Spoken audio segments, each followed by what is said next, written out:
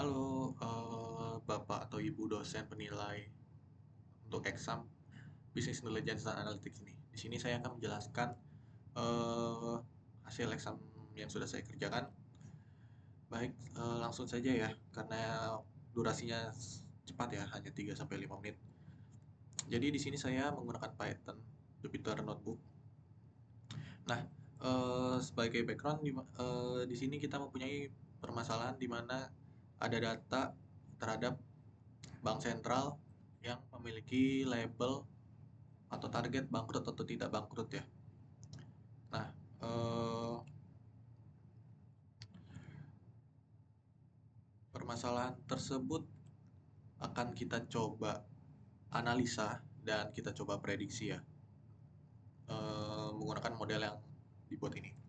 Jadi yang pertama, kita lakukan data understanding. Data yang kita dapat itu kita coba cari info-infonya. Nah, di sini kita bisa lihat data dari tiap kolomnya itu ya. Data dari tiap kolomnya itu ada 96 kolom. Nah, di sini 95 ya. Tapi karena dia dimulai dari angka 0, di atasnya 0. Nah, jadinya 95 dan ya, jadi total kolom ada 96 dan target variabel bisa kita cek yaitu kolom bankrupt ya. Selanjutnya di sini adalah pendistribusiannya di mana banyak bankrupt atau tidak. Nah, selanjutnya di sini adalah korelasi terhadap field-field ya.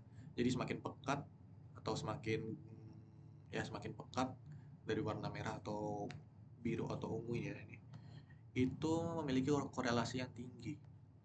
Nah, nanti kita akan melakukan korelasi terhadap target variabel kita yaitu kolom bankrupt itu ya. Kita cek field-field apa yang memiliki korelasi tinggi terhadap bankrupt. Selanjutnya, eh, nah ini adalah korelasinya yang sudah disortir ya. Eh, kita tidak peduli dengan minus atau tidak, jadi kita mencari angka absolut di mana di sini kita bisa lihat net income total aset itu menjadi ada korelasi tertinggi ya, yang akan menjadi suatu faktor untuk project kita ini. Ada ROA juga, net worth, debt ratio, dan lain-lain ya. Saya list ada 20. Ini sort semuanya nih. Yang ini yang 20 sort ya. Oke, lanjut. Nah, di sini adalah list distribusi histogram dan box plot dari 20 top correlation tadi. Nah, di mana misal di sini adalah distribusi net income to total asset ini.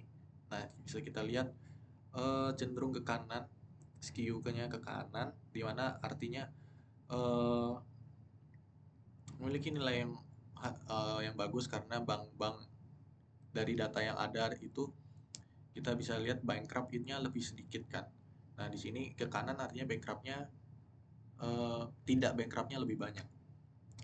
Namun bisa kita lihat ada garis kecil ke kiri di sini yang panjang. Nah, ini adalah outlier ya. Dan untuk box plot bisa kita lihat untuk yang bankrupt itu lebih stabil dan spread outliernya tidak luas, tidak seluas eh, yang bankrupt ya. Ini yang bankrupt. Kalau yang bankrupt ini bisa kita lihat spreadnya luas ya.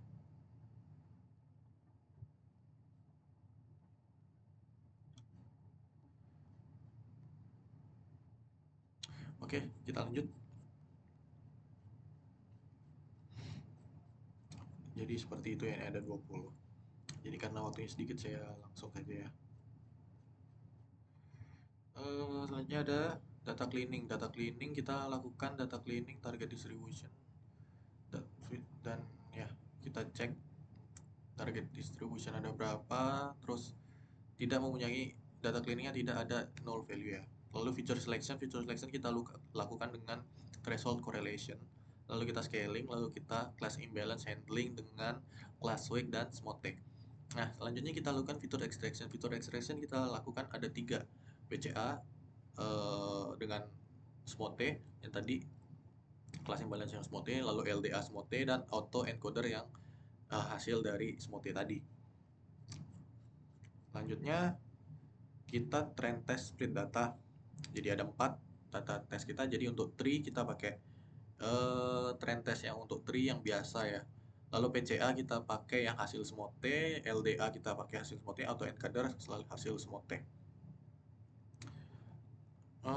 Selanjutnya, nah di sini sih saya menggunakan Findbase SVM kernel untuk mencari base kernelnya. Cuma ini tidak saya komen karena hanya saya run sekali saja. Selanjutnya ada kita masuk ke modeling, di mana kita melakukan modeling decision tree. Decision tree di sini kita mendapatkan hasil yang precision-nya tinggi, namun precision untuk bankrupt-nya sangat kecil. Jadi banyak yang false ya. Dan recall-nya juga kurang bagus di sini. Random forest juga kurang memuaskan hasilnya, di mana precision hanya mendapatkan 0,31, recall untuk bankrupt-nya hanya 0,34. Nah, di sini kita sebagai bank sentral harusnya fokus kepada recall yang pada label 1 ini atau yang bankrupt ya. Kita mencari angka tertinggi di sini. PCA modeling SVM. Di sini mendapatkan hasil yang bagus. Akurasi ke 0,88. Lalu ini PCA ANN ya, Artificial Neural Network. Nah, recall-nya itu bagus. Nah, ini yang kita butuhkan. Namun dia tidak balance ya, dimana recall-nya si 0 kurang bagus ya. Cuma kita lebih prioritas ke cari angka 1 ya di bangkrutnya. Lalu SVM, nah ini juga bagus, balance. SVM LDA tadi ya. Ini ANN LDA juga dapat yang 1, cuma dia recall yang 0-nya jelek. Lalu SVM autoencoder, nah ini yang paling balance, yang paling bagus untuk balance ya. SVM autoencoder, lalu ada ANN autoencoder. Dia 1 dan 0,78. Nah, yang terakhir ada DNN. Dia itu memiliki precision 1, recall-nya yang satunya adalah 1, untuk bankrupt-nya adalah 1, dan untuk tidak bankrupt 0,82, di mana ini adalah hasil yang paling bagus ya. Dengan ROC pun juga yang paling tinggi ya, ROC AOC-nya tuh 0,96. Nah, jadi di sini kita mendapatkan hasil model yang terbaik adalah DNN, Deep Neural Network ya, dengan feature extraction autoencoder. Jadi sekian hasil exam saya. Terima kasih.